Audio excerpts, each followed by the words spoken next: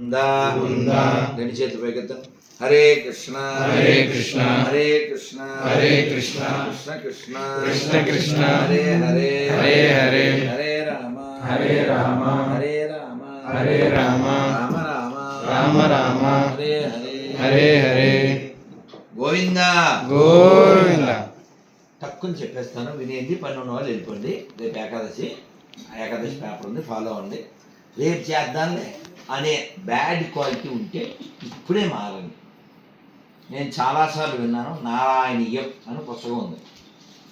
అది అలా కేరళలో తయారయ్యే ఏనుగు ముఖం మీద వేసేటువంటిది, నెట్టి పట్టం.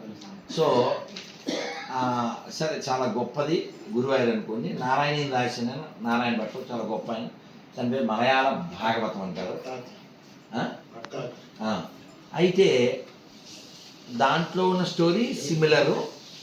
మన విధుశేఖర్ భారతి గారు మనకి కొంచెం అట్లా లిటిల్ ఇంకోలా చెప్పారు. చాలా బాగుంది. మళ్ళీ మళ్ళీ విన్నాను. ఆయన మరి తపశక్తి కదండి, చిన్నవాడే వయసులో వాక్కు గంభీరం. సరే, ఒక తుమ్మెద ఎగురుతూ వచ్చింది, కమలంలో కూర్చుంది, ఆస్వాదిస్తూ ఉంది. ఆస్వాదిస్తూ ఉండగా సూర్యుడు వెళ్ళిపోయాడు.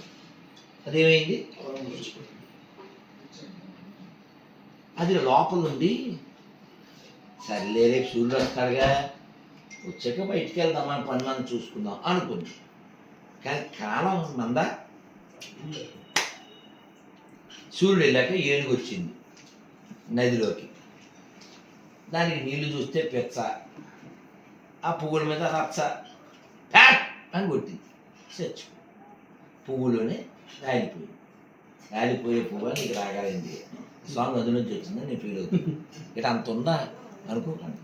ఇక్కడ విషయం ఏంటంటే, మళ్ళీ చేద్దాం అనుకునే భావన అసలు తప్పు.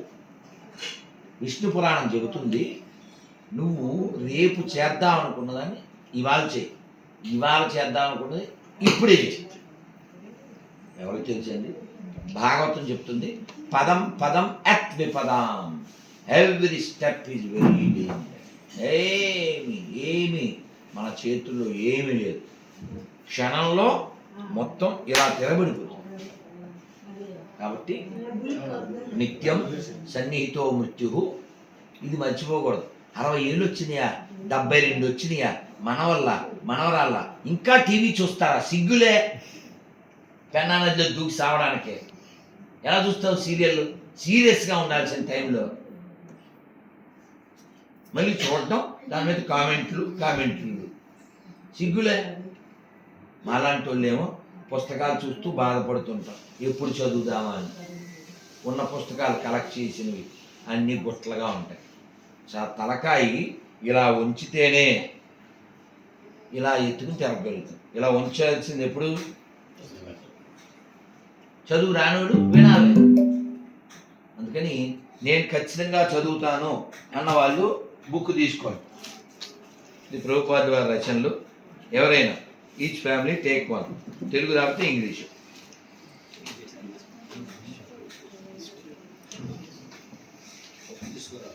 ఎవరు చదువుతారు వాళ్ళు. కొత్తగా పెళ్ళి. ఓ ఏ వస్తున్నా ఎలా పెళ్ళి కొడక. శ్రీకృష్ణ సత్సంతాన రెడీయా? సాంగ్ నెట్ లేదా? ముందుగా వైఫై. సరే నాన్న, మీ అందరికి ప్రసాదం ఇచ్చేస్తాను. మీకు రండి, ముఖ్యమైన ప్రసాదాలు.